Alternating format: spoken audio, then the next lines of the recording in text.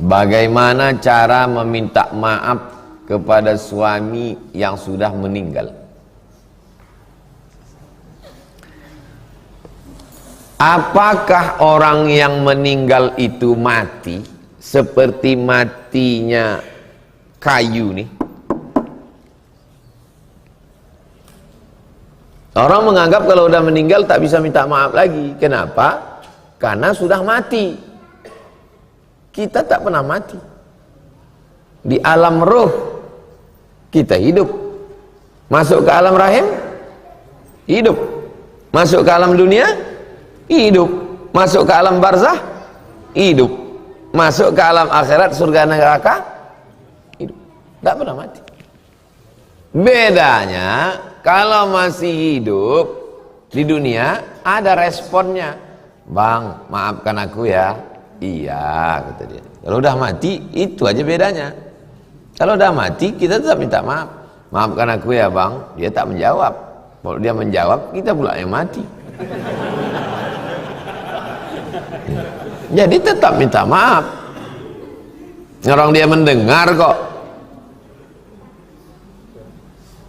Mana dalilnya orang mati itu mendengar?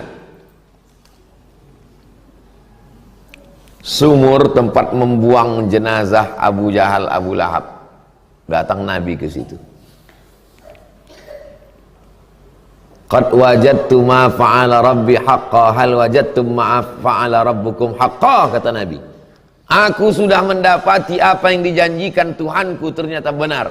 Apakah kamu sudah mendapatkan apa yang dijanjikan Tuhan kamu?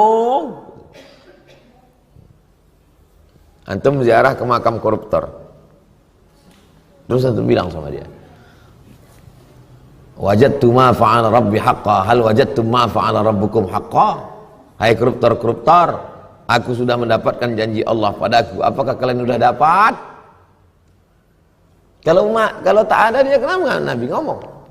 Dalil kedua, waktu ziarah ke kubur. Itulah enaknya tinggal di jalan Kamboja ini. Satu hari berapa kali kita ziarah kubur. Saya kalau mau keluar, assalamualaikum ya ahla diyar minal mu'minin wa inna insyaallah bikum lahiqun yarhamullah mustaqdimin wal mustakhirin nas'allahu lana lakumul afiyah. Pas mau masuk, assalamualaikum ya ahla diyar minal mu'minin. Keselamatan untuk kamu wahai penghuni kubur. Untuk apa doa selamat kalau orangnya tak ada? Itu menunjukkan mereka ada. Tak mungkin yang didoakan itu batu nisan. Tak mungkin yang didoakan itu buluh bambu yang ada tumbuh di situ. Yang didoakan itu ada. Cuman bedanya orang hidup merespon, orang mati tak merespon. Malah kadang-kadang orang mati merespon, yang hidup tak merespon. Orang mati itu bisa datang melalui mimpi. Ku maafkan semua dosa-dosamu, gitu dia. Kalau mau baca kitab yang paling banyak tentang manamat, manam tidur, manamat tentang mimpi-mimpi, nama kitabnya Ruh. Sudah diterjemahkan bahasa Indonesia ROH, Roh. Nama penulisnya Imam Ibnu Qayyim Al-Jauziyah. Bermimpilah ulama, berjumpa dengan ulama. Macam mana keadaan kau di sana? Aku dibawa burung-burung surga terbang hinggap ke lampu-lampunya. Bermimpi seorang ulama, berjumpa dia dengan kawannya suatu malam. Kata kawannya dalam mimpi itu, tolong kau datang ke rumahku, pergi ke dapur, di situ ada tembikar dari tanah liat, di dalamnya ada emas, tolong bayarkan hutang. Kesimpulan, didatangi kesimpulan, betul ada hutang si anu? Iya. Pergi ke dapurnya, ada emas di situ. Itu menunjukkan orang hidup sama orang mati masih berkomunikasi, tapi tak bisa di-request. Itu aja bedanya. Kalau yang di-request pakai lilin, jelangkung, itu yang datang bukan rohnya, itu jin qarin. Bukan ruh manusia tak bisa dipanggil. Jangan nanti antum merasa saya sudah mati, antum panggil roh saya. Dan cari keranjang arang. Itu bukan lilin. Datang suara pas macam suara saya, itu bukan ruh saya, itu jin qarin. Jin qarin yang ikut waktu lahir orang, ikut dia satu jin.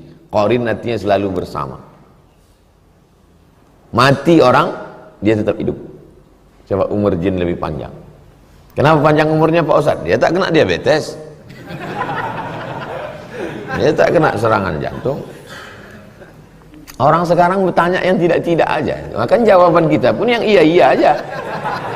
Iya pula, belum tanya kenapa umur dia panjang. Panjang umur dia.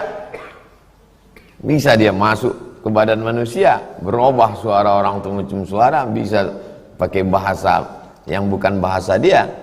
Nah, maka disangka orang itu roh. Roh tak bisa dipanggil-panggil. Dulu di Prancis ada tradisi memanggil roh. Waktu itu ulama dari Mesir karena berkelahi sama raja pergi ke Mesir. Namanya Syekh Muhammad Abduh, meninggal tahun 1905, yang mendirikan Universitas Kairo. Pernah jadi mufti Mesir karena berkonflik dengan raja, lari ke Prancis. Berdua sama Syekh Jamaluddin Al-Afghani. Sampai di sana ada tradisi orang di Prancis waktu itu manggil roh. Jadi rupanya 100 tahun orang Prancis itu pun masih main jelangkung juga. Datang Syekh Muhammad Abduh, ditawari orang tuh, Muhammad Abduh mau minta roh siapa? Kata Syekh Muhammad Abduh, tolong panggilkan roh Nabi Isa. Aku mau nanya sama dia, apa betul dia mati disalib? Kata mereka, roh yang VVIP nggak bisa. Ini nggak bisa. Orang kalau cerdas, dia tak perlu macam-macam untuk membantah. Simpel aja. Bumerang namanya. Senjata orang itu dipakai. Ada sebuah seminar tentang menyatakan apakah Syiah sudah ada di zaman Nabi.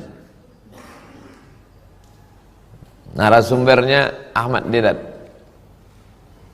Datang dia, dibawanya sepatunya, diletakkannya di meja narasumber, sepatu letakkan sini. Tanya sama panitia, kenapa Tuan Syekh letak batu sini? Saya mendengar ada orang ngomong katanya Syiah di zaman Nabi itu suka nyuri sendal.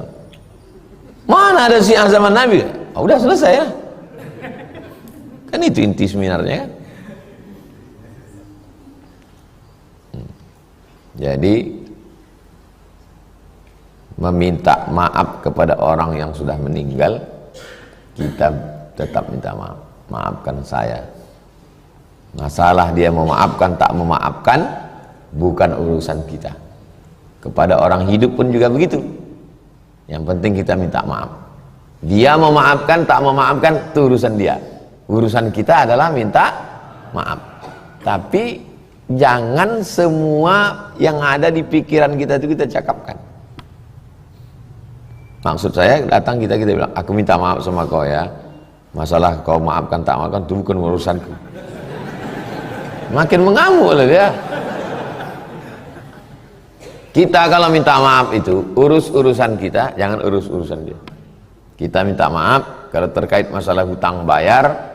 Nah, setelah itu terserah dia, mau dia maafkan atau tidak, itu urusan dia. Jangan urus urusan kita. Kalau ziarah kita ke kubur cemana? Pertama ucapkan salam. Assalamualaikum ya ahla diyar minal mu'minin wa inna insyaallah bikum lahiqun yarhamullahu al-mustaqdimin wal mustakhirin nas'alullah lana wa lakumul afiyah. Habis itu baca yang 10 tadi. Istighfar, Fatihah, Qul huwallah, Al-Falaq, An-Nas, Al-Baqarah pangkal sampai wa alaikumul muflihun, ayat kursi, ujung Al-Baqarah, salawat, la ilaha illallah. Ya Allah, sampaikanlah yang kubaca ini kepada almarhum. Wahai fulan bin fulan, aku banyak silap salah, maafkan segala silap salahku. Allahumma ighfir lahu warhamhu wa'afihi wa'afan. Pada saat almarhum suami sakit, belum sempat minta maaf kepada suami, kepada ayah, kepada ibu, kepada abang, kepada adik, kepada saudara. Cuman beda alam. Kita alam dunia, dia alam barzakh. Barzakh itu artinya pemisah. Ini dunia, ini akhirat. Ini akhirat, ini dunia. Kita ini tidak disebut akhirat karena dunia belum kiamat. Dan dia pun belum disebut akhirat karena dunia masih ada. Pemisah antara akhirat dengan dunia namanya barzakh. Barzakh itu pemisah. Ini air sungai Siak, ini air laut Selat Malaka. Air laut ini tak masuk ke darat, air darat ini tak masuk ke laut. Ada pemisahnya, maka tak asin air sungai Siak ini. Kalau tak ada pemisah masuk kemari asin lah ini, semua mati kita. Pemisahnya itu namanya barzakh. Bainahuma barzakhun la yabghiyan.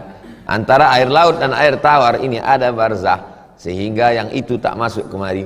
Fabi ayyi ala'i rabbikuma, namanya alam barzakh. Dia pindah ke alam barzakh. Lebih lama di alam barzakh apa di alam dunia?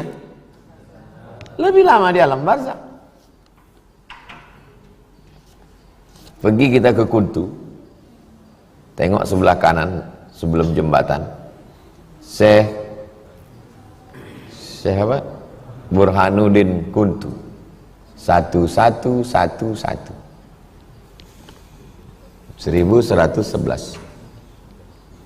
Berarti sekarang udah 2024. Sudah lebih 1000 tahun. 1000 tahun. Berarti di alam barzakh. Imam Al-Ghazali meninggal 505. Sekarang sudah 1445. Imam Syafi'i, Imam Nawawi 676. Sekarang sudah 1445. Berapa lama di alam barzakh? Pikirkanlah apa yang mengalir selama ribuan tahun. Imam Nawawi, tidak pernah dunia ini kosong dari orang baca kitab Riyadhus Shalihin. Memang dia tak ada anak, dia tak menikah, tak ada anaknya. Waladun Sholihun tak ada. Tapi kitab Riyadhus Shalihin dibaca orang seluruh dunia. Pikirkan apa yang mengalir selama di alam barzakh. Karena di alam barzakh jauh lebih lama daripada di sini.